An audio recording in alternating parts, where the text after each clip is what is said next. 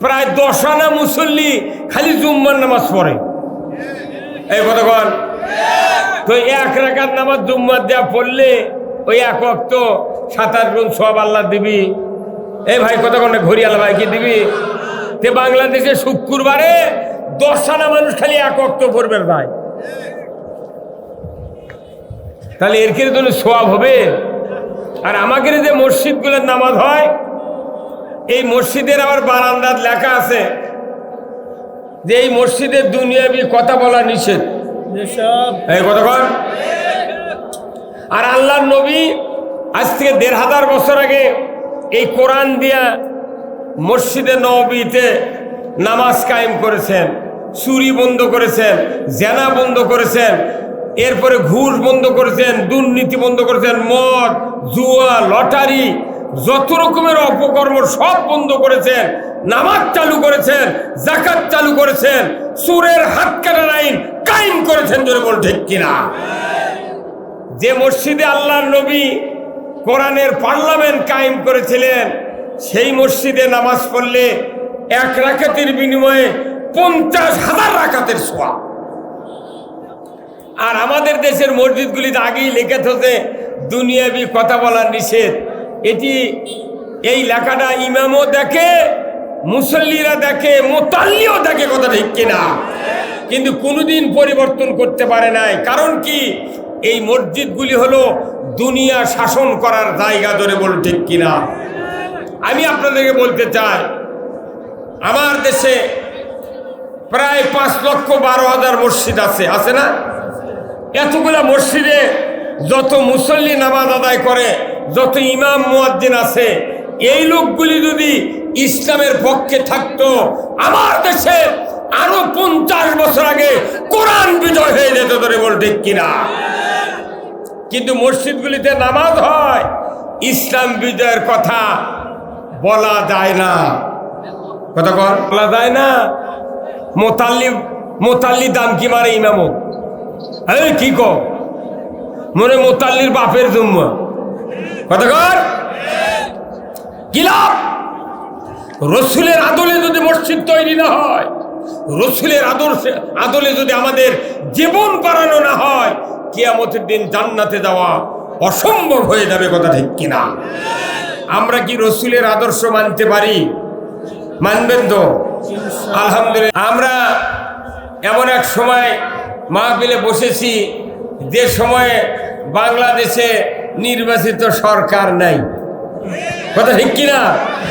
বাংলাদেশে এখন আন্দোলনের সরকার আছে। কিসের সরকার? ছাত্র সমাজ আন্দোলন করে যে সরকার কায়েম করেছে, সেই সরকারের নাম কি? প্রধান উপদেষ্টার নাম কি? ডক্টর ইউনূস। বাংলাদেশের মরা মানুষও তার নাম জানে।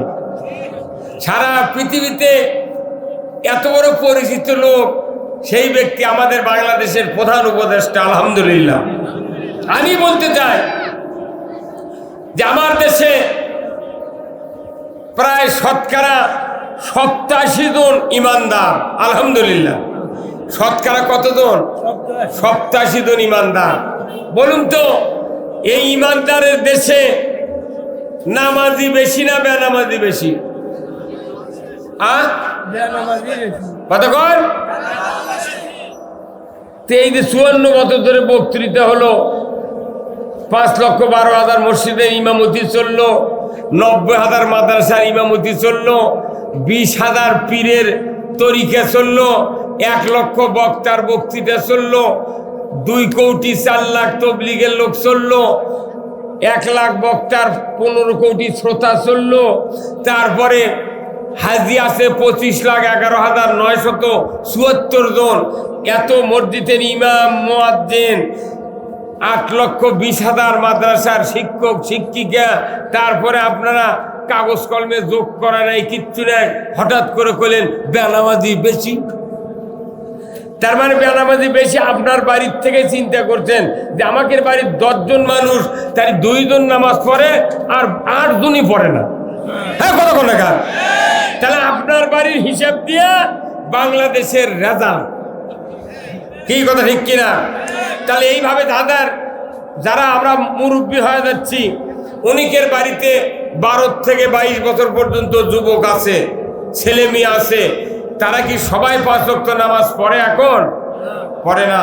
তাহলে এই সন্তানরা যখন বেনামাজি, তখন পিতামাতারা লস খাচ্ছি, আমরা লসে আছি। তো এই লসের থেকে লাভ করা দরকার আছে না নাই? তাহলে এই লাভের বক্তৃতা কোরআনে আছে না নাই? তাহলে এই লাভের বক্তৃতা আমি করবো, আপনি কি শুনতে রাজি আছেন? তাহলে শোনেন আমার ভাইরা, বাংলাদেশের সমস্যা হলো কালিমা পড়বি, অর্থ বুঝবি, কিন্তু কাজ করবে না। বাংলাদেশে নামাজির তুলনায় বেনামাজি অনেক বেশি। এত বক্তৃতা করে লাভ কি? কিন্তু আইন আছে, নামাজ কায়েমের আইন আছে। সে আইন যদি কায়েম না হয়, জিবরাইলও যদি বাংলাদেশে বক্তৃতা দেয়, তাও নামাজি হবে না। তার নামাজি বানানোর আইন আছে, কোরআনে আছে না নাই? সে আইনটার কথা আমি বলবো। এত বক্তৃতা দেওয়া যাবে না। যত বক্তৃতা বাংলাদেশে হচ্ছে, এই বক্তৃতার কোনো অ্যাকশন নাই, কোনো রিয়াকশন ছাড়া অ্যাকশন নাই।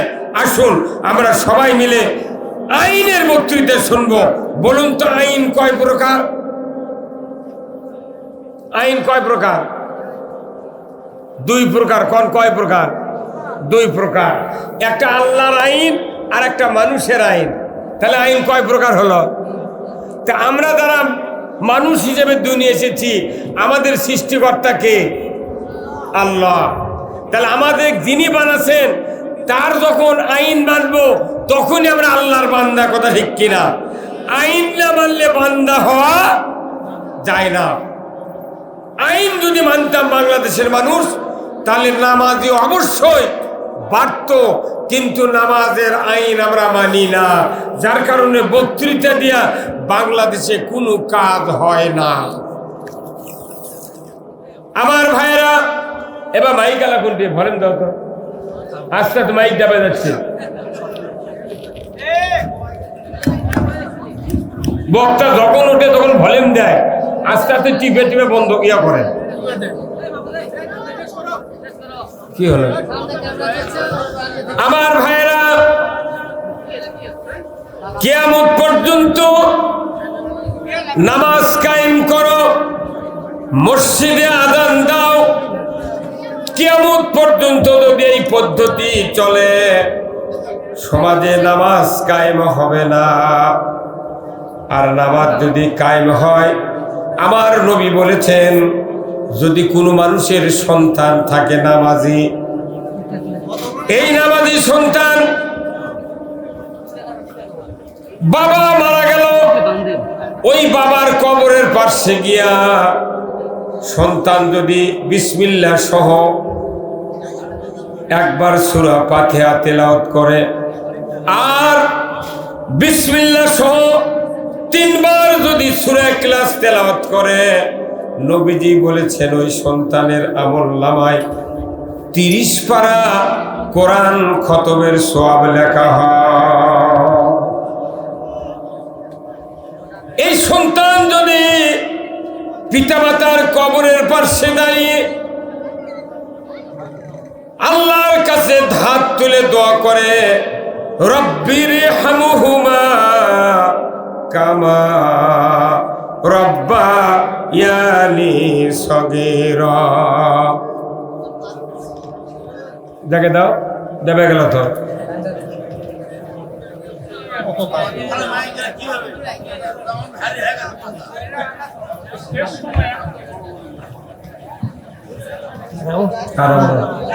হ্যাঁ বাস।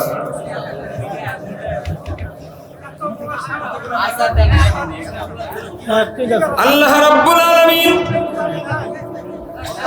তার নবীকে দিয়ে আমাদেরকে শুনিয়ে দিচ্ছেন, দুনিয়ার কোন নামাজি সন্তান তার মা বাবার কবরের পাশে গিয়ে যদি একবার সূরা ফাতিহা 3 বার সূরা ইখলাস তেলাওয়াত করে আল্লাহর দরবারে দোয়া করে, আমার নবী বলেছেন ওই সন্তানের দোয়ার বরকতে পিতামাতার কবরের আযাব 40 দিনের জন্য আল্লাহ তাআলা মাফ করে দেয়। কয়দিনের জন্য? তাহলে নামাজি হওয়া লাগবে। তার বাবা বাঁচে থাকতে সন্তানক নামাজি বানাতে হবে, কিন্তু বাপের বাপও পারবে না সন্তানক নামাজি বানাবে। বহু বহু মসজিদের ইমাম আছে বেনামাজির মাস্টার ওর বেটারা।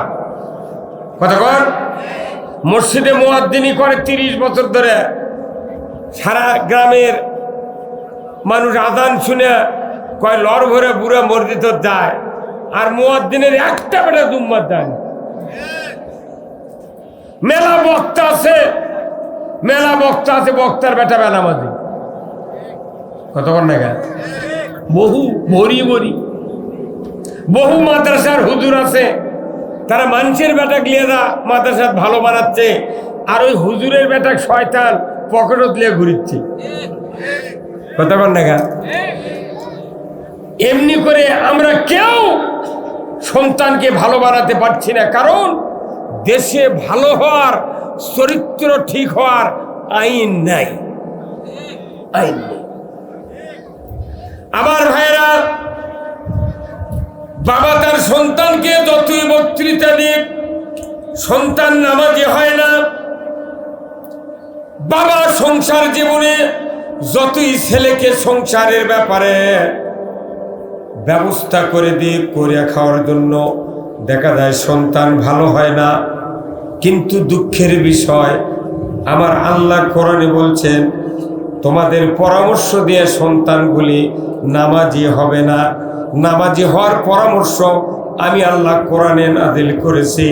ওই পরামর্শ যদি পৃথিবীর জমিনে কায়েম করতে পারো, আমার আল্লাহ বলেছেন সমাজে নামাজ কায়েম হতে বাধ্য।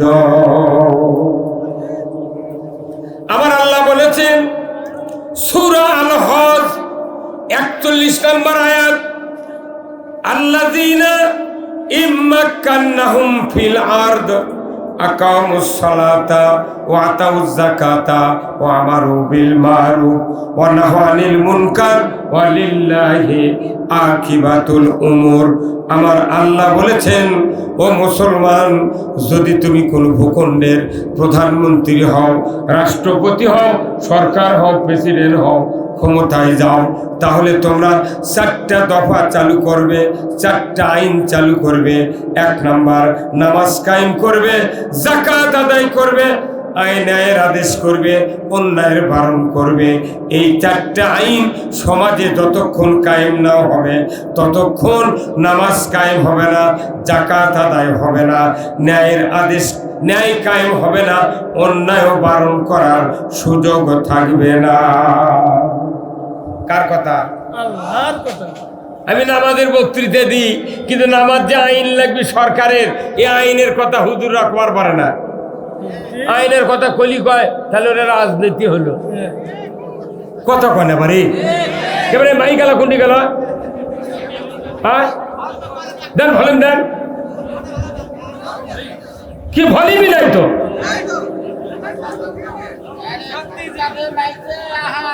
একবারে 100 সাউন্ড হওয়া লাগবে, কোন মাইকের সাউন্ড ডাবা যাবে না। কারেন্ট লাগে আরো 4টে লাইন লাও।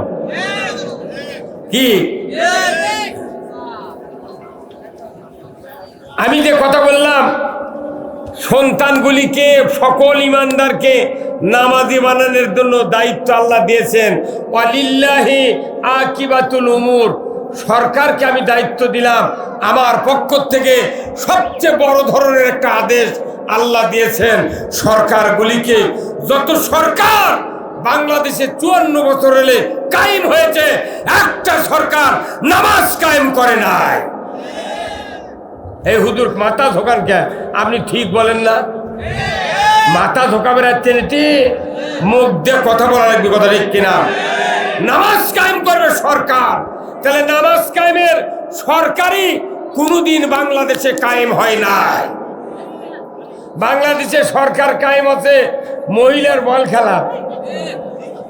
কি রে, ক্লাস 9-এর ছাত্রী, ক্লাস 10-এর ছাত্রী, ইন্টারের ছাত্রী, হাফ প্যান্ট পরে, সবুজ গিঞ্জি, পিঠত বলে লাল ছাবা আছে, লাল সবুজের পতাকা, বিদেশত যা জিতে আসি টেলিভিশনে বলতেছে যে মহিলা দল এরা বিদেশের মাটিতে গিয়া বাংলাদেশের ভাবমূর্তি গৌরব উজ্জ্বল করেছে।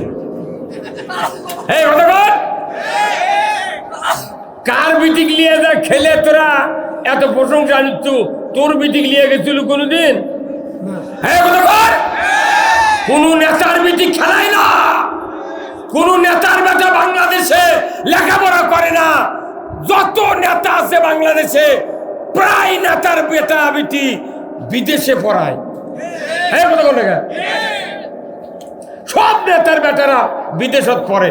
আর এই দেশের মধ্যবিত্ত নিম্নবিত্ত মানুষের সন্তানদেরকে প্রলোভন দিয়ে ওরকেরে পাশে চামচাগিরি শিখায়, চামচাগিরি শিখা ওরকেরে পাও টিপে দেয়, কথা অনুযায়ী যা কয় তাই শোনে। এদেরকে দিয়া দুনিয়ার অশান্তি সৃষ্টি করে দুনিয়ায়। আর ওই নেতা যখন মরবি, মরার আগে বেটাক বিদেশের থেকে নিয়ে আসে, উই যে এমপি মরবি ওই এমপির পদত আবার দাঁড়িয়ে দিয়া উই মরে যায়। বাপ যা করিছে বেটারও তাই করে, কথা ঠিক কিনা? আর আমাকে করছে হুজুর ও কি হলো কথা কর। আর এই সুযোগ বাংলাদেশে দেওয়া হবে না। তোমার বেটা বিদেশত পড়ে আর আমাকে বেটা বেটি এটি পড়ে, চাকরি তো আমাকে দেয় না, ওর কেড়ে বেটা বেটি চাকরি দেয়। আর যত মুক্তিযোদ্ধা ছিল ওর কেড়ে খালি যদি পানি খিলেছে কোনো মুক্তিযোদ্ধা তার বেটাকে চাকরি দিচ্ছে। মুরা কথা কর। আল্লাহ তাআলা কোরআনে বলছেন সরকার ছাড়া নামাজ কায়েম করতে কেউ পারবে না। কার কথা? চিৎকার করেন কার কথা? তাহলে নামাজ কায়েম বাংলাদেশে হোক, এটা কি আপনারা চান? কারা কারা চান? দুহাত তুলে আল্লাহকে দেখান। লিল্লাহে তাকবীর, নারায়ে তাকবীর। তাহলে নামাজ যদি সমাজে কায়েম করতে চান, আপনার সন্তান সন্ততি যদি নামাজি বানাতে চান, নামাজি সরকার কায়েম করতে হবে। এটা হচ্ছে এক নম্বর। আমার দেশে যাকাত কি আদায় হয়? জোরে কর। সুদ আদায়ের জন্য সাইকেল পেলে হুন্ডা পেলে দেয়ার গারদ করে দিচ্ছে। এমন কোনো গ্রাম নাই যে সেটি 14 না মানুষ কিস্তির টাকা না লেছে। কি ভাই বসেন না, আপনি বসে আছেন, বসেন। কিস্তির টাকা এদিকে আছে না নাই? আছে। কয় শাক ভাতে খাবো না, গোস্ত খা, স্বামীর কথা শুনবো না, ভাঙ্গা করে থাকবো না, ঝড় বাদল মানবো না, কিস্তি দেওয়া বন্ধ করবো না, যায় আর থাকিতে সাহেবের ডিউটি কোনোদিন অমান্য করবো না। কিস্তি মসজিদে ঠিকই আমরা নামাজ পড়ে দেয়, কিন্তু মসজিদের মুসল্লি যদি ভাইবেলা হতো কে কে সুদি টাকা কারবার করেন হাত তোলেন, দেখা যাবে মসজিদের 12 আনা লোক হাত তুলবি। যারা সুদ খায়, সুদ দেয়, সুদ হারাম করেছেন কে? সেই সুদ বাংলাদেশের চলিচ্ছে। হজ উমরা দাড়ি টুপি জুব্বা পাগড়ি দেখলে মনে হচ্ছে জিব্রাইল হেঁটে যাচ্ছে। হ্যাঁ হুজুর, কি সুদি টাকার বিরুদ্ধে কথা কন না গা? আল্লাহ কোরআনে বলছেন আহাল্লাল বাইয়া হাররামার রিবা, ব্যবসা হালাল সুদ হারাম। কে করেছেন? আল্লাহ কোরআনে বলছেন ইয়া আইয়ুহাল্লাযিনা আমানু লা তাকুলুর রিবা, ঈমানদাররা সুদ খায় না। কার কথা? আচ্ছা বলুন তো ভাই, কেউ যদি ওযু করে 22 সালে ওযু থাকে, কথা ধরে কওয়া লাগবে। একটা মূর্খ মানুষ, একবারে মূর্খ মানুষ ওযু করছে, ওই মসজিদের ওযুখানাতে ওযু করে, ওখান থেকে ওযু করে এসে মসজিদে ঢুকতেছে। ঢোকার আগে বাংলাদেশে মসজিদে কি সব মানুষ জুতা বাইরে রাখে? এই রাখে? কেন রাখে না? দেখছেন মুরদানি ভারে যে দেশে লক্ষ লক্ষ হাজার হাজার প্রশাসনিক কর্মকর্তা আছে, হাজার হাজার নেতা আছে, অফিসার আছে, সব আছে, 54 বছর ধরে মসজিদে জুতা চুরি বন্ধ হয়নি। যাই জুতা চুরি বন্ধ করার পারেনি, ই কি সুদ হারাম করবে? বাংলাদেশের মুসল্লিরা মসজিদে যখন ঢোকে জুতা নিয়ে, ওই মসজিদের মধ্যে মুসল্লি ঢোকার আগে জুতা ঢুকায়। জুতাতে এইভাবে ধরে না, যদি কাদো থাকে জুতার তলার তাহলে জামাত ভরবি, সেই জন্য মুসল্লি করে কি এইভাবে জুতা ধরে। তার মানে কি মুসল্লি ঢোকেইনি, আগে জুতা ঢোকায়। বাংলাদেশের জুতা কি কি দামি জিনিস সেবা, কি কথা কোন টাকা। তাহলে এই জুতা আবার রাখিতে সামনে, সামনে জুতা রাখছে, রাখার পরে এই জুতা সামনে রাখিছে। অনেক মুসল্লি আছে তারা চোখ মুজে নামাজ পড়ে, পরে কি পড়ে না। এখন চোখ মুজে সেজদাত গেছে, আবার ওই সেজদাত থেকে উঠে আবার ওই চোখ মেলে দেখে জুতা আছে নাকি। বাংলাদেশে একটা মুসল্লি নামাজও পড়া লাগবে, জুতো পাহারা দেওয়া লাগবে। হ্যাঁ, কতক্ষণ না কাঁপবে। এই বাংলাদেশের সংসদে মসজিদে জুতা চুরি হয় কোনোদিন আলোচনা করেনি। কতক্ষণ টাকা আপনারা সংসদে কোনোদিন আলোচনা করছে জুতা চুরি, হুন্ডা চুরি, গরু চুরির কথা কথা? ওটিতে ওরা ওরা খালি মারামারি আর হুড়াহুড়ি, অন্য কোনো কাম নেই। আপনার নাম কি? এই যে আপনি আপনি এত দেরি করছেন,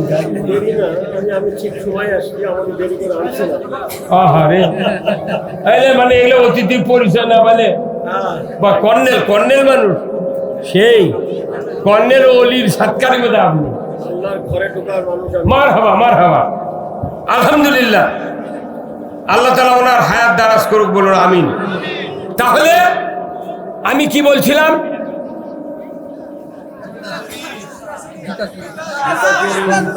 যে দেশে 87% ইমানদার, এতগুলো নেতা, এতগুলো পুলিশ, এত বিডিআর, আর্মি, এত ইমাম, এত বক্তা, এত পীর, এত তবলিগ, এত জামাত, এত ইসলামী দলের লোক, এত ইমানদার, সেই দেশের মসজিদে জুতা চুরি হয় কি? তাহলে জুতা চুরি যে দেশত বন্ধ হয়নি, এই দেশত জীবনে সুদ বন্ধ করতে পারবে না। ভাইরা আমার, দেশে যে সুদ চলছে, আপনাদের বিবেকের কাছে আমার প্রশ্ন, একজন অশিক্ষিত লোক, মূর্খ মানুষ, মসজিদের অজুখানার থেকে অজু করে এসে মসজিদের তার জুতার নিরাপত্তা দেওয়ার জন্য কোমর ছাপড়িয়ে পায়ের কাছ থেকে জুতাটা হাতে নিয়েছে, নেওয়ার সময় পেছনের রাস্তা দিয়া বাতাস বেরিয়ে গেছে। এই অশিক্ষিত লোক জীবনে কি ওই অবস্থায় মসজিদে ঢুকবে না, আবার উজু করতে যাবে? তুই আবার উজু করবে যাবি না? শুনবি ভাই আমার বাতাস বাড়াতে উজু করা লাগবে, শুনবি? ওই মূর্খ লোক জানে যে কাম হচ্ছে শব্দ হয়নি, গন্ধ বাড়ায়নি, অতএব আমি যে কাম করছি ওযু নাই। উনি আবার ঘুরে গেছে অজু জায়গা, যা যে লোকের কাছ থেকে উঠে আসছে ওই লোক বলছে ভাই তুমি না এক্ষুনি অজু করে গেলে, তোমার আবার ঘুরে আসার কারণ হচ্ছে সমস্যা। তাহলে একটা মূর্খ মানুষও জানে যে অজু করার পর বাই ছাড়লে অজু নষ্ট হয়ে থাকে না। তাহলে রোজা করে কেউ যদি দুপুরবেলা 1 প্লেট ভাত খায়, আর রোজা থাকবে? এই কতক্ষণ আপনি নামাজ শুরু করেছেন, সূরা ফাতিহা পড়া হয়ে গেছে, এর মধ্যে আপনার এক ছেলে বলতেছে আব্বা পশ্চিম পাড়ার রায়হান আমাকে একটা গরু খরচ দিচ্ছে। তখন যদি আপনি নামাজের ভেতর থেকে কন বাবা রায়হানক একটু দাঁড়াবের কর, আমি নামাজ পড়ে বাড়াচ্ছি, এই নামাজ থাকবে? কার নামাজ থাকবে? তাহলে আপনি নামাজ ভঙ্গের কারণ জানলেন, রোজা ভঙ্গের কারণ জানলেন, অজু ভঙ্গের কারণ জানলেন, ইমান যে ভাঙ্গে গেছে কবে? নাগর নদী, আত্রাই নদী দিয়ে সিংড়ে চলে গেছে ইমান, উনি এখনো টুই মার দিয়ে ঘুরতিস। হ্যাঁ, অজু চলে গেলে আপনি আবার অজু করেন, রোজার ঠিক মতো আদায়ের জন্য আপনি দুপুরে ভাত খান না, আপনি নামাজের ভেতর কথা বললে নামাজ থাকবে না, এটা বিশ্বাস করেন, কিন্তু সুদের অর্থ সুদ লেওয়া দেওয়া করলে যে ইমান থাকে না, এটা বাংলাদেশের সরকারগুলি যদি না বুঝে জনগণ বুঝতে পারবে না। কি ভাই কথা বল? আর 5 মিনিট লাগবে সুদ বন্ধ হতে, কিন্তু এরা যদি নেতা করে কবি না সুদের অর্থনীতি না চালালে দেশ চলবে না। দেশ চলবে না, এতগুলি টাকা মারে খা, কোনটি গেল তোরা? হ্যাঁ কোনটি গেল? বাংলাদেশ বলে গরিব, এত টাকা পালু কোনটি কথা কর? বাংলাদেশে যদি প্রতি বছর 1000 কোটি টাকা যদি আদায় করা হয় যাকাত সরকারের মাধ্যমে, তাহলে 1 লক্ষ গরিব মানুষ 1 লক্ষ করে টাকা দেওয়া যাবে। 20 বছর যাকাত আদায় করলে বাংলাদেশে ভিক্ষা করার মতো লোক থাকবে না। অথচ টাকা মারা খাওয়ার জন্য খালি করছে গরিব মানুষ, দেশ চলে কি দিয়ে? কতক্ষণ দেশ চলে না কেন? কোটি কোটি টাকা মানুষের বাড়ির থেকে সরকারের তহবিলে যায়, কিন্তু সুষ্ঠু বন্টন নাই, হিসাব নাই। মুত্তাকি লোক শাসন ক্ষমতায় না থাকার কারণে আজকে দেশে অন্যায়গুলি হওয়ার কারণে মানুষের ভাগ্যের পরিবর্তন হয় না। তাহলে এই সুদ হারাম করতে গেলে 20 বছর লাগবে না, একবার সংসদ 5 বছর সুদ হারাম হবে, জাকাত আদায় হবে, ফেতরা আদায় হবে, চামড়ার টাকা আদায় হবে, ওসর আদায় হবে। আমার দেশে একজনও দুঃখী বাঙালি গরিব থাকবে না। অথচ আল্লাহ কোরআনে বলছেন আকিমুস সালাত ওয়া আতুজ যাকাত। জোরে বলুন ঠিক কিনা? যাকাত চালু করো, নামাজ কায়েম করো, কিন্তু আমার দেশে মানুষের পেটে ক্ষুধা, খাবার নাই। আজকে ফেসবুকে দেখলাম ঢাকার রাস্তায় ভেকু দিয়া গরিবের সিএনজি, গরিবের ইজি বাইক ভেকু দিয়া ভেঙে দিচ্ছে। ভাই ডাকেন রে, এই আজকে কেন তুই গরিব মানুষের রিক্সা ভাঙবে রে? তুই ভাঙ, যাকে 10টা করে মাইক্রো আছে, কার আছে, সেগুলো ভাঙ, কিন্তু গরিবের পেটত লাত্তি দিচ্ছে। যত আইন দুর্বলের উপর। বাংলাদেশে এত রাস্তার যানজটের কারণে এইরকম ভাঙ্গা দিচ্ছে। রাস্তার যানজটের একমাত্র কারণ হলো সরকারকে আল্লাহ দায়িত্ব দিয়েছেন, যদি তুমি মুসলমান হও জনগণের 5টা অধিকার দিতে হবে। 1 নম্বর খাদ্যের অধিকার আদায় করতে হবে।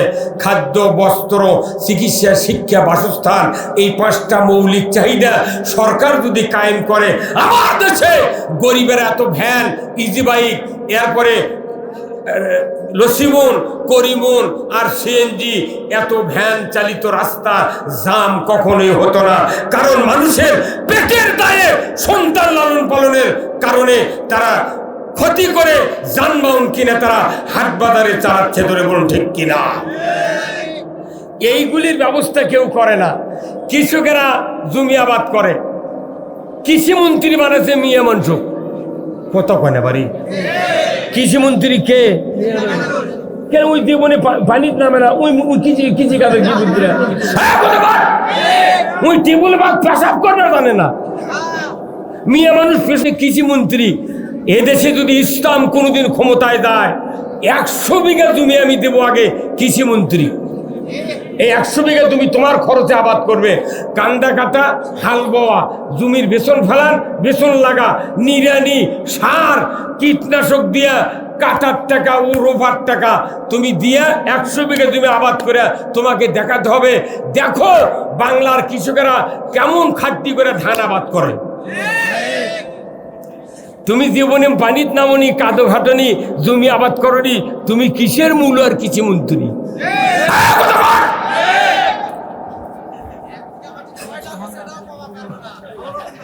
এই যে এমএস্টার টপ সিনজেন্টা কোম্পানির যে ঔষধ না দিলে জমির দানা হয় না, কি ভাই?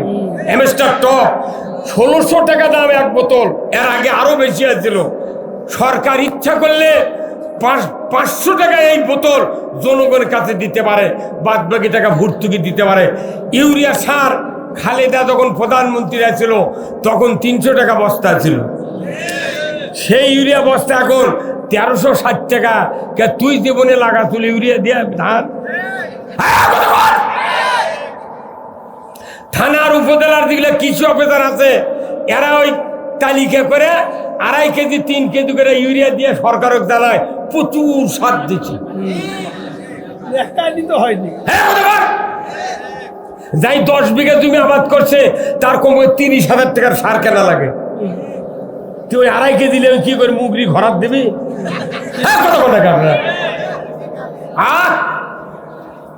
এই জন্যে খালি নামাজ রোজার বক্তৃতা দিয়ে পৃথিবীতে শান্তি আসবে না। আগে কৃষকের দেখতে হবে কারা কৃষি কাজ করে, এরাই হলো জাতির শ্রেষ্ঠ সন্তান। আমরা যখন কৃষি কাজ করে ধান পান লাগে, ইরি লাগে, এই যে বৈশাখ মাসের প্রথমে যখন ধান কেবল গিয়ে কলা পাকা হচ্ছে, দানা ডাবিচ্ছে, তখন ঢাকার টেলিভিশনের থেকে বলিচ্ছে, এসো হে বৈশাখ।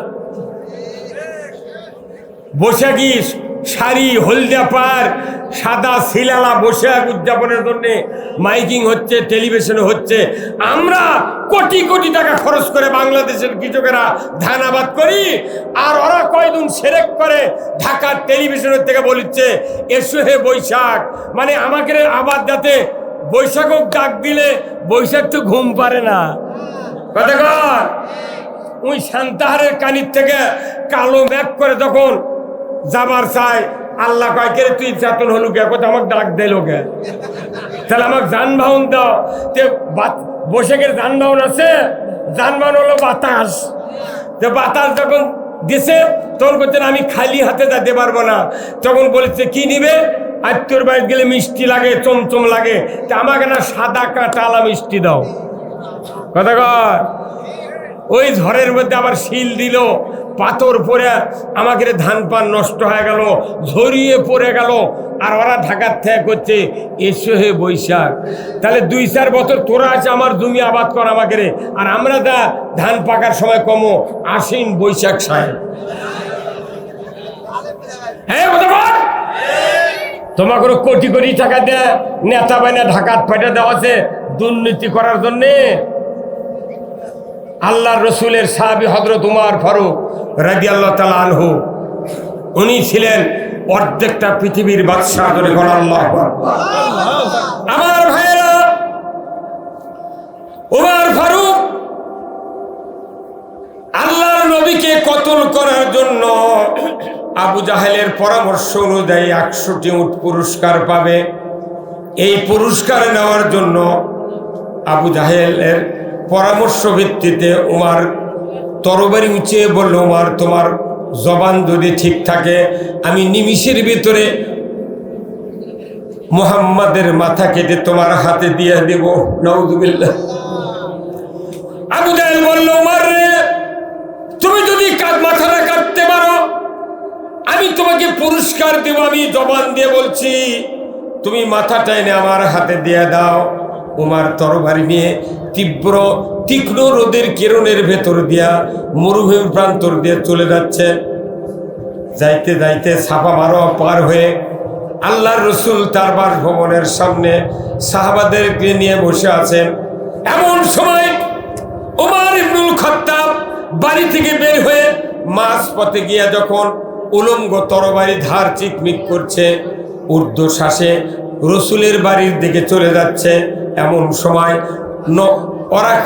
নঈম নামের একজন ব্যক্তি উমরকে ডাক দিয়ে বলে, উমর, এত ঊর্ধ্বশ্বাসে ক্ষিপ্ত অবস্থায় তুমি এত তড়িঘড়ি করে কোথায় যাও? বলে, আমি যাচ্ছি মুহাম্মাদের মাথাকে কাটার জন্য।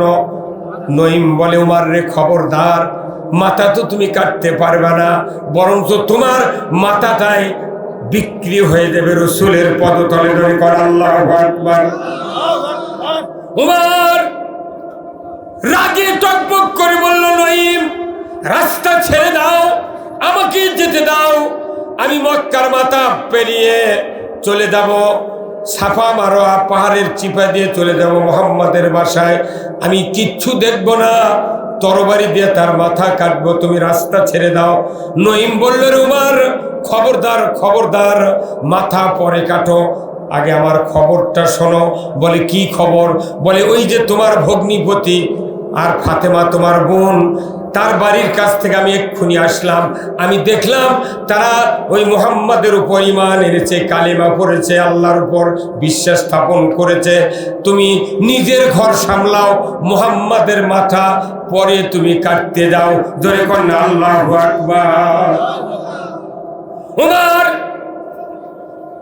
রাগ করে রাস্তা বাইপাস ধরে তার ভগ্নিপতির বাড়ির দিকে যাওয়া শুরু করলো।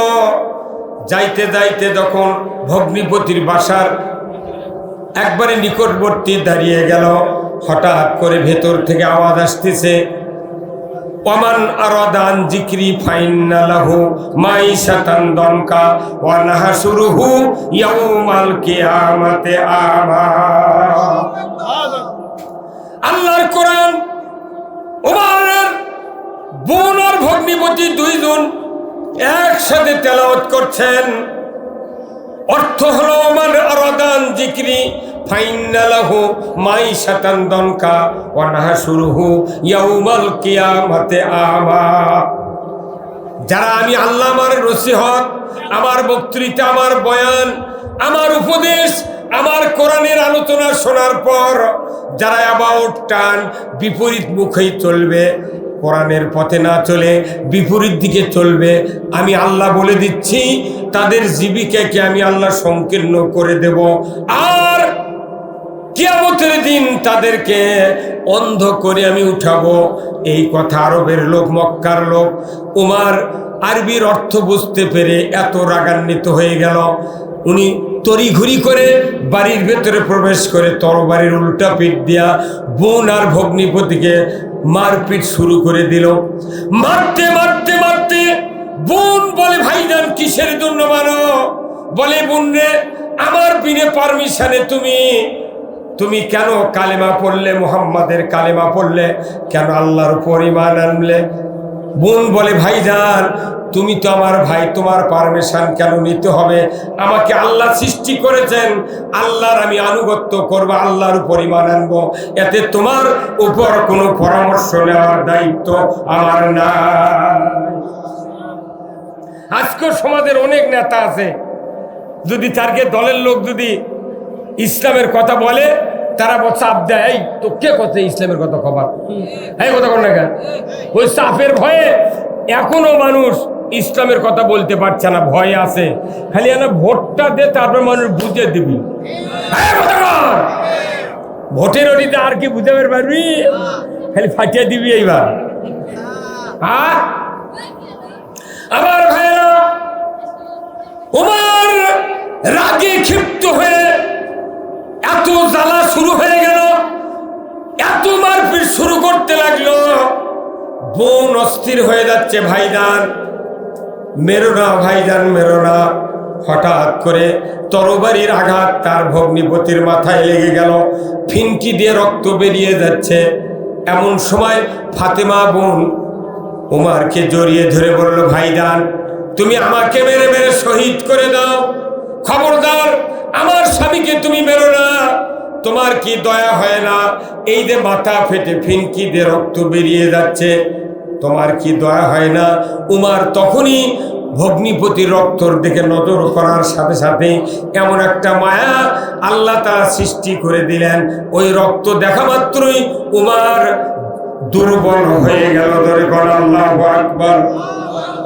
দুর্বল হওয়ার সাথে সাথে উমরের হাত থেকে তরবারি পড়ে গেল। উমর বলছে, বোন রে, ভুল করেছি রে বোন, আমি বুঝতে পারি নাই, তোমরা কি পড়ছিলে আমাকে দিয়ে দাও, সেই খণ্ডটি আমি তেলাওয়াত করব। বোন, আপন বোন বলছে, ভাইজান যদি তোমার হাতে খণ্ডটা দিই আমি অপরাধী হব, গুনাহগার হব, কারণ তুমি তো নাজাসাত, অপবিত্র, তুমি মুশরিক, তোমার হাতে খণ্ডটি দেওয়া যাবে না, তুমি গোসল করো, পবিত্র হও, তারপরে খণ্ডটি দেওয়া হবে। জোরে কন্যা মারহাবা।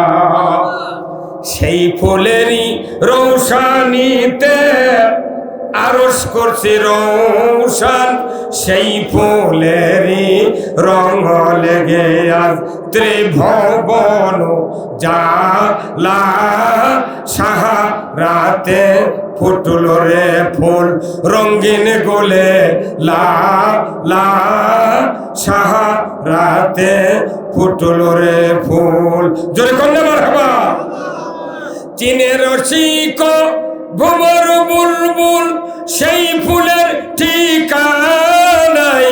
কেউ বলে হযরত মুহাম্মদ, কেউ বা কামলে ওয়ালা। সাহারাতে ফুটল রে ফুল, জোরে কন্যা মারহাবা।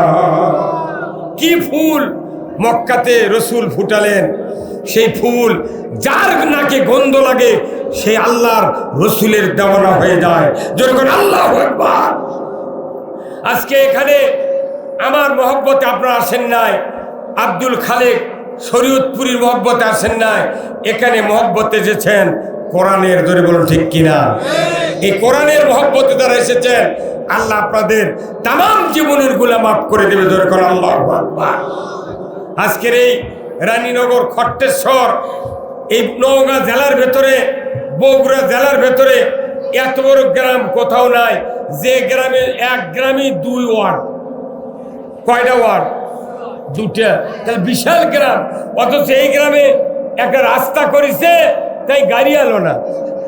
হ্যাঁ, কথা কোন না আপনারা কথা। হ্যাঁ, এই গ্রাম কি আজ হচ্ছে না আরো মেলা দিন আগে হচ্ছে? এক রাস্তা করছে হেরিমুখ, তাই 6 ফিট ওঠার, না চলে গাড়ি না চলে ঘোড়া। এদিকে দামি মেয়ের বিয়ে হয়, ওর হাঁটে দেয় স্কুলের ওটি গাড়ি চড়া লাগে। কথা কনে বাড়ি, কথা কনে গা। হ্যাঁ, এই যে উন্নতির জোয়ার উঠলো, উন্নয়নের জোয়ার, মনে হচ্ছে দেশ গোটা সোনার পাত দিয়ে লেপে দিবি। আর এটি গাড়ি এলো না, গাড়ি 1 কিলো দূরে রাখা লাগলো। এটা আমাদের দুঃখ। যারা রাস্তা করে তাদের বিবেক থাকা দরকার যে কমপক্ষে 8 ফিট রাস্তা হলে এই এলাকার জনগণের উপকার হবে। একটা মিনি ট্রাক ইটালিয়া যাতে আসতে পারে, মোটা বালু ইটা ওই স্কুলের নামে আনে, এই গরিব মানুষগুলো বাড়ি করবার লাগলে ডবল ক্যারিং কস্ট লাগবে। মনে তোর বাপের টাকাতে ঘাটা করছে। আমি বলবো এই রানীনগরের যত নেতৃস্থানীয় লোকেরা আছেন, চেয়ারম্যান আছেন বা সাধারণ যারা উপজেলার সাথে যোগাযোগ করেন, অচিরেই এখন সরকার ঢালাই রাস্তা করতেছে, এটা তাড়াতাড়ি করে ধরে দিয়া, আমার মনে হয় কর্নেল সাহেব, আমাদের সভাপতি সাহেব, উনি যদি একটু উপজেলার ঘোরাঘুরি করেন, আমার মনে হয় 7 দিনের মধ্যে এই রাস্তা ঢালাই করার মতো যোগাযোগ করে পারবে। এই কথা কোন জায়গা? রাস্তা যদি না থাকে এখানে আসবেন উনি কিভাবে? আমি অনুরোধ করব এই রাস্তাটা তাড়াতাড়ি ইঞ্জিনের রক্ষা করে দেন। কি টাকা তো কারু দেওয়া লাগে না, খালি লেখা দিলি রাস্তা হয় রে, হিংসা করে তাই রাখে না। কি কথা বল না ভাই? 4 ইট পারে কয় অমুক নেতার সৌজন্যে, 4 হাত করে কাম করবো কে? এটি থেকে কতখানি রাস্তা। এই রায়হান নামে একটা বক্তা, আপনাকে খট্টেশ্বর একটা কৃতি সন্তান, মরহুম আফসার আলী সাহেবের ছেলে, এই পুরো বাংলাদেশ ঘুরে বেড়ায়। আল্লাহর কি কুদরত দেখেছেন? এমনি গল্প করার লাগলে কথা একটা করতে করতে 5 মিনিট লাগে, আটকে যায়। আর যখন বক্তৃতা যায় মাইক ফাটে যায়। এটাই তো আল্লাহর কুদরত। কত শিক্ষিত লোক, কত জবান ভালো আলা লোক বুদ্ধ হয়ে যাচ্ছে, কথা কর পারে না। আর রায়হান পুরো বাংলাদেশ, টেকনাফ থেকে তিতুলিয়া, সুন্দরবন থেকে পাথুরিয়া পর্যন্ত খালি ঝাঁকিয়া ফেলে দিচ্ছে। আমি এই গ্রামে অনেক দিন আগে আসছিলাম, ওই দিক ওই কালভার দিয়ে ঢুকছিলাম। ওই যে উপজেলার পূর্বে একটা কালভারের রাস্তা আসেনি তো, ওই গ্রামে, এই গ্রামে কোনো বিছনা বিক্রি হচ্ছিল আগে খুব। এখন কি বিছনার ব্যবসায়ীরা আছে? হ্যাঁ, মরদি। এইবার আমার ঘুরে নিয়েছে চকা দিন জেজারুলের মাদ্রাসার কাজ দিয়ে। আপনারা যারা এই মাহফিলে বসে আছেন, এই মাহফিলে বসাটা আল্লাহ যেন কবুল করে, ধরে কোন আমিন। আল্লাহ কবুল করবেন তখনই যখন আপনাদের নামাজ 5 ওয়াক্ত আদায় হবে। আল্লাহর কাছে সাহায্য চেতে হবে, আল্লাহ তুমি আমাকে দুনিয়ার শান্তি আখিরাতের মুক্তি দাও। কিন্তু তাই এই সাহায্য চাইতে গেলে দুটা জিনিস লাগবে, একটা লাগবে নামাজ আর একটা লাগবে ধৈর্য। বাংলাদেশে নামাজই নাই, বেনামাজি বেশি। 4টি কারণে মানুষ জাহান্নামে যাবে, সাকার নামক জাহান্নামে যাবে। কয়টি কারণ? 1 নম্বর হলো যারা নামাজ কায়েম করবে না, ওয়ালাম নাকু মিনাল মুসাল্লিন, যারা দুনিয়াতে নামাজি হবে না, মুসল্লি হবে না, তারা জাহান্নামে যাবে। কার কথা? আল্লাহর। 2 নম্বর হলো ওয়ালাম নাকু নুতইমুল মিসকিন, মিসকিনের ব্যাপারে তারা ভূক্ষেপ করবে না। বলুন তো যাকাত দেশে কি চালু আছে? হ্যাঁ, যাকাত চালু আছে? চালু নাই। চামড়ার টাকা গরিবের হক। কার হক? বাংলাদেশে আমার এই জীবনে আজ থেকে 25 বছর আগে কুরবানি দিছি 3700 টাকা দিয়ে একটা গাভী কিনে। তখন এক গাভীর চামড়া বেচেছি 2500 টাকা দিয়ে। আর এখন 1.5 লাখ টাকার গরুর চামড়া 300 টাকা। হ্যাঁ, কত না খাবে?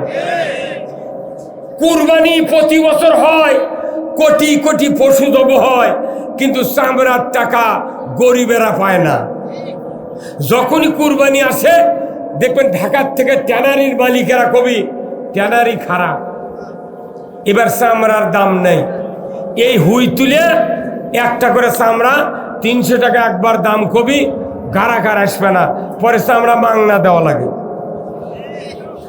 গতবারে কুরবানির দিন আমি চামড়া একটা ছিলে আমার নিজের বাড়িতে গরু 4.5 মণ গোস্ত আছে, সেই চামড়া 300 টাকা কষে এক চামড়ার ব্যবসায়ী। ওই যে কয়া গেছে বেলা ডোবা বন্ধু আর আসেনি।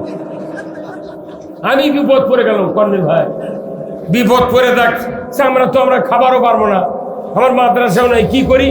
না আমার বিয়ে কোনো গোস্ত দিবে রাখছিল যে ভাই এই চামড়াটা আপনি ব্যাগত করে নিয়ে যান উমুক মাদ্রাসার তৈবপুর মাদ্রাসার দেন।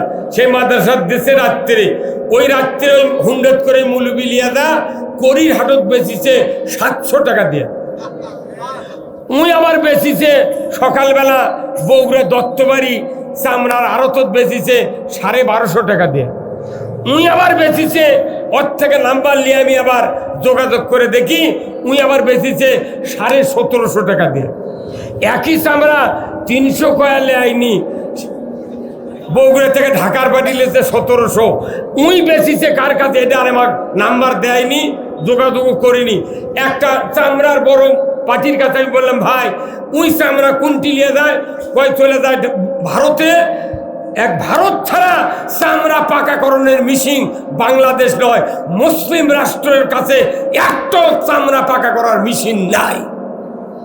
চামড়া পাকা করার জন্য ওই চামড়া 3200 টাকা দিয়ে বেচেছে, ঝিলেনি করার পর লবণ দিয়ে।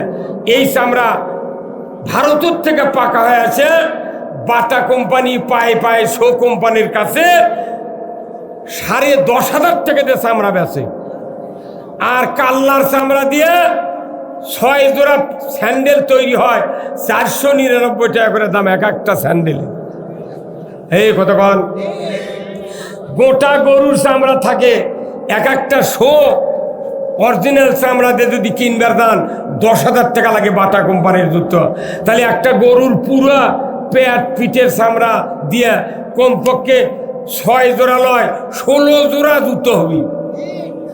এগুলো টাকা ধনীকের পেটত যাচ্ছে, আর গরিব করছে 300 টাকা দাম হচ্ছে গরুর চামড়া, 20 টাকা হলো ভেড়ার চামড়া, 25 টাকা হলো খাসির চামড়া। গরিব যেটি টাকা পাবি সেটি টাকা নাই। এখন ধান নামিছে, মোটা ধান বড় বড় ব্যবসায়ীরা কিনে কিনে গোডাউনত রোদ দিয়ে থুচ্ছে। গরিবের ধান যখন ফুরাবি এরা সিন্ডিকেট করে 1800 টাকা মন জিরার ধান বেচবি। এই কথা কর, ওরকের মাথা ঘুরে যাবে এইবার, সিন্ডিকেট ভাঙ্গে দিবে এবার। কি কথা কর না গা? কোল্ড স্টোরের আলু 100 টাকা কেজি বেচিছে, এইবার বেচিস বাবা আলু এখন লিখছে না 400। খালি এনে সময় দেন বাংলাদেশের গরিবেরা কৃষকেরা দেখেন এবার ধান 1400-1500, আমার ওখানে 1550 টাকা জিরার ধান। কৃষকের ধানের দাম পাবে, সারের দাম কমে যাবে। যদি কমান না হয় সরকারকে চাপ দেবো আমরা, সার কৃষকের বাড়ি বাড়ি দাম কমে পৌঁছে দাও। খালি নামাজ রোজার বক্তৃতা দিলে মানুষ ভালো হবে না। সার, কীটনাশক, জাকাত, চামড়া, ওষুধ এইগুলি দিয়া মানুষকে ঘরে ঘরে শান্তি দিতে হবে। আর চুরি বন্ধের জন্য হাত কাটার আইন কায়েম করতে হবে। এই বাংলাদেশের চুরি বন্ধ হোক, হাত কাটার আইন চালু হোক। কারা কারা চান দুহাত তুলে আল্লাহকে দেখা। নারায়ে তাকবীর। চোরের হাত কাটার আইন এটি হাত তুললে কায়েম হবে। সংসদে 151 জন ইমানদার লোককে পাঠাতে হবে, তারা আইন পাশ করবে চুরি বন্ধের হাত কাটার আইন। ওয়াসারিকু ওয়াসারিকাতু ফাক্তাউ আইদিহুমা। চোর আর চুন্নি যদি ধরা পড়ে 5টা গ্যারান্টির পর হাত কেটে দাও। একটা চোরের হাত বাইতুল মুকাররমের উত্তর গেটে যদি কেটে দেওয়ার দৃশ্য ডিসেল লাইনে দেখার হতো, গরু চুরি, হুন্ডা চুরি তো দূরের কথা, মসজিদে একজোড়া জুতা চুরি হতো না। এই কাম না করে থানার ওসি যখন দেশত চুরি হয় তখন এই চৌকিদারক দিয়ে এই গ্রামত পাঠিয়ে দিয়ে কয় আপনার বিট পাহারা দেন। তখন এই গ্রামে 10টা গ্রুপ করে 15 জন করে রাত 10টার থেকে 3:30 পর্যন্ত বিট দিচ্ছে, জাগো হে জাগো। কোরআন হাদিসের কোথাও নাই এই জাগো হে জাগো, কোথাও নাই। বরঞ্চ চোরের হাত কাটার আইন কায়েম হলে ছোট ছোট চোরেরা এর করে গেছে বড় চোর মানা করে দেয়, ভাই তোরা যখন চুরি করিস না, কারণ থানাত আমাকে নাম আছে, তোরা চুরি করলে আমাকে ধরবি। এই কথা কোন দেখা ওরাই মানা করবি, খবরদার চুরি করবো না। তা না করে সারাদিন বাজারের দোকানদারি করে, রাত্রে আবার ওর বিট পাহারা দেওয়া লাগে। এই কথা কোন দেখা 5 মিনিট লাগবে চুরি বন্ধ। 4টা চোরের হাত যদি বাংলাদেশে কাটে 4 বছর চুরি হবে না। আর চুরির আইন কেন পাশ করে না? যারা আইন পাশ করবে ওরাই তো বড় চোর, ওরাই বড় চোর। যারা চুরি করবে না, যারা অন্যায় করবে না, এই রকম লোক যদি আজও সমাজের নেতৃত্ব দেয়, এই দেশটা উমারের শাসনের মতো দেশ হবে। যখন আল্লাহু আকবার একটু জিকির করেন সুবহানাল্লাহ। মাহির মাহির কো চা কোন দিতে পারে? আমার সার ফ্লাক্সিতে আছে, মাইক কিচ্ছু নেই। মাইকের আমার এখানে সাউন্ড হয় না গা, মাইক কি ঠিক আছে? আমি কথা বলেছি, এখানে সাউন্ড নেই, কিন্তু নেই। প্রথম আছে তখন খুতবা দিলাম, তখন সেই সাউন্ড। ভাই আপনারা কি বেজার হচ্ছেন নাকি? আমার একটু চা খাওয়া লাগবে, ভাই বয়স হয়ে গেছে। সেই 47 বছর হচ্ছে আমার বক্তৃতার বয়স। আমি বক্তৃতা করছি আপনাকে। আবু তাহের কারি ছিলেন না ভাই, এই দক্ষিণ রাজাপুরে আসলতার মাদ্রাসাতে আমি তখন দাখিলি সাহারামের ছাত্র। আমি সাহারাম থেকে বক্তৃতা করি। তো ওই সময় ওনার বক্তৃতা আমি শুনছি। আর লোহাসুরে নামে একটা গ্রাম আছে না, লোহাসুরের আশরাফ মৌলানা ছিল, ওনার মেয়ের বিয়ে ছিল চাকলমা, ওনার সাথে আমি বক্তৃতা করছি। সে অদ্যাবধি বক্তৃতা চলছে আপনাদের দোয়ায়। আমি আপনাদেরকে গতানুগতিক বক্তৃতা দিতে পারি না, আমি বক্তৃতা দিই সমাজ পরিবর্তনের জন্য করে, বলে ঠিক কিনা? আজকে বাংলাদেশে যদি রাজনৈতিক নেতারা যদি ঐক্যবদ্ধ হয়ে বাংলাদেশ যদি ইসলাম কায়েম না করে, এ দেশের মাটিতে কোন গজব যে আরম্ভ হবে দেখতে পাবেন। আমরা মনে করি বাংলাদেশে যত রাজনৈতিক দল এখন বর্তমানে আছে, সবাইকে মিলে ইসলাম এগোয় নিচে দিতে হবে, কথা ঠিক কিনা? ইসলাম জীবন ব্যবস্থা কে পাঠিয়েছেন? ইসলাম নামক জীবন ব্যবস্থা আল্লাহ পাঠিয়ে দিয়েছেন মানুষের জন্য। যেরকম আল্লাহু আকবার। আমার ভাইয়েরা, আল্লাহ রাব্বুল আলামিন কোরআনুল কারিমে বলছেন, ইন্নাদ দীনা ইনদাল্লাহিল ইসলাম, নিশ্চয় ইসলাম নামক জীবন ব্যবস্থা আমি আল্লাহ আমার কাছে প্রিয়। বান্দা তোমাদের কাছে যদি এটা প্রিয় হয়, দুনিয়ায় শান্তি হবে, আখিরাতে মুক্তি হবে, সমাজের চুরি বন্ধ হবে, জানা বন্ধ হবে, ঘুষ বন্ধ হবে, সুদ বন্ধ হবে, অন্যায় অপকর্ম বন্ধ হয়ে যাবে। ইসলাম পাঠিয়েছে আল্লাহ তাআলা মানুষকে শান্তি দেওয়ার জন্য। জোরে কন্যা মারহাবা। সেই ইসলাম কোরআনে আছে, কোরআনে আছে, কোথায় আছে? কিন্তু আমাদের সমাজে নাই। ইসলাম কোরআনে থেকে লাভ নাই, সমাজে কায়েম থাকতে হবে। আমার ভাইয়েরা, আমি বলতে চাই ইসলাম নামক জীবন ব্যবস্থা যে আল্লাহ ফরজ করেছেন কায়েম করা, ওই জীবন ব্যবস্থা যদি বাংলাদেশের আজকে 18 কোটি ইমানদার, যে দেশে শতকরা 87 জন মানুষ ইমানদার মুসলমানের দাবিদার, ওই দেশে ব্রিটিশের কাফেরের আইন পাশ করা আছে। ধরে বলুন ঠিক কিনা? মুসলমানের দেশে ব্রিটিশের কাফেরের আইন চালু করা আছে।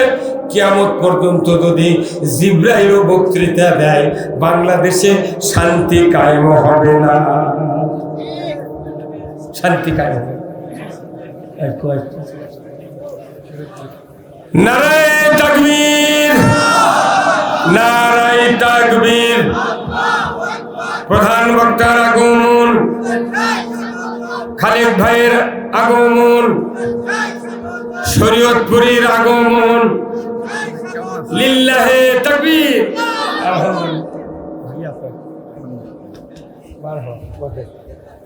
আমি দীর্ঘদিন পর আব্দুল খালেক শরীয়তপুরী ভাইয়ের সাথে দেখা হলো।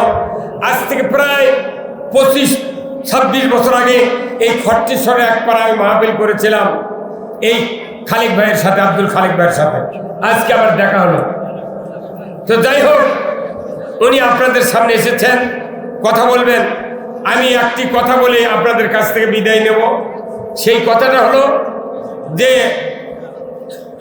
আল্লাহ আমাদেরকে ইবাদতের জন্য সৃষ্টি করেছেন। কার কথা? আল্লাহ কোরআনে বলছেন, ওমা খলাকতুল জিন্না ওয়াল ইনসা ইল্লা লিয়াবুদুন। আল্লাহ মানুষ আর জিনকে সৃষ্টি করেছেন আল্লাহর গোলামি করার জন্য। জোরে কোন আল্লাহু আকবার। তাহলে গোলামি করতে হবে কার? আচ্ছা, নামাজ কায়েম করতে হবে, এটা গোলামি কার? আল্লাহর গোলামির কাজ না? আচ্ছা, কোন তো নামাজ পড়তে দিনে কয় ঘন্টা লাগে? একটা মানুষ যদি 5 ওয়াক্ত নামাজ মসজিদে পড়ে তাহলে কয় ঘন্টা লাগে? 1 ঘন্টা হলেই যথেষ্ট। কত ঘন্টা? তাহলে 1.5 ঘন্টা ধুলাম, তাহলে 24 ঘন্টায় দিন, 1.5 ঘন্টা বাদ দিলে কত বাঁচে? 22.5 ঘন্টা বাঁচে। আচ্ছা বলেন তো, হজ করলে কয় দিন লাগে? হজ করলে লাগে 1.5 মাস। 1.5 মাস। উমরা করতে লাগে 15 দিন। আপনি যদি কুরবানি করেন, ইবাদত, একটা কুরবানি একটা ইবাদত, এই কুরবানি জব করতে লাগে 10 মিনিট। কতক্ষণ? খাতনা করা একটা ইবাদত, এই খাতনা করা সুন্নাত, কিন্তু কত মানুষ ফরজ সুন্নত গুদা করে দিচ্ছে, কোনো সমস্যা নাই, কেউ কথা কয় না। কিন্তু যদি খাতনার মতো সুন্নাত যদি কেউ না করে, আল্লাহ না করুক, যদি রাস্তায় কাঁটা পড়ে আসে, এটা সরালে সোয়াব পাবেন। কোমর সাবরে কাঁটা ফেলে দিবেন, বেড়ার ওই পার, লাগে 1 মিনিট। আপনি এতেকাফ করবেন 10 দিন, এতেকাফ করবেন 3 দিন। আপনি বিয়ে করবেন, লাগে 1 ঘন্টা বিয়ে পড়াতে। এমনি করে যতগুলি ইবাদত আছে, সব ইবাদতের ভেতর